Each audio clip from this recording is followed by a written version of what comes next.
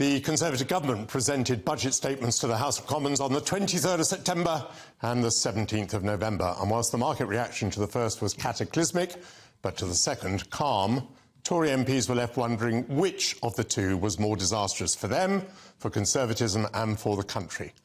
Whereas Liz Truss sounded like a conservative when she wished to reduce the tax burden from historic heights and talked of the need to stimulate growth, as the Daily Telegraph put it, Jeremy Hunt sounded like George Osborne with his talk of austerity and acted like Gordon Brown with stealth taxes, the gleeful penalisation of wealth creation and a tax on high earners and capital gains.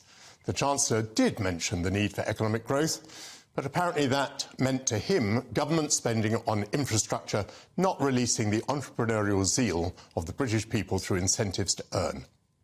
1 in 5 taxpayers, people earning just over £50,000, will soon pay income tax and national insurance of 42% on a chunk of their income that grows daily thanks to inflation.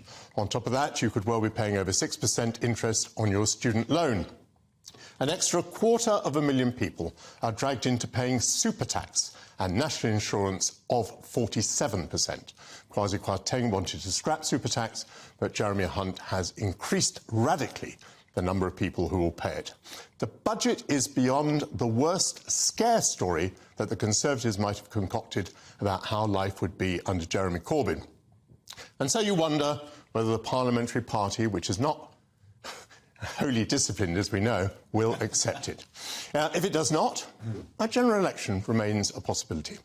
This budget is, in my view, not a response either to the COVID epidemic or the rise in energy prices following the Russian invasion of Ukraine, although both do deepen the crisis.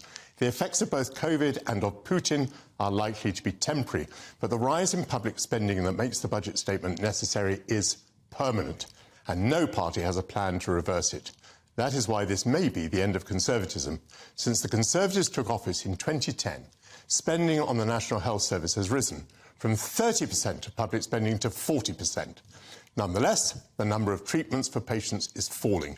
More money results in rising waiting lists. The Tories have no plan to reform health spending or even to manage it. And that means that less must be spent on police, defence, education and controlling immigration, and that taxes must rise.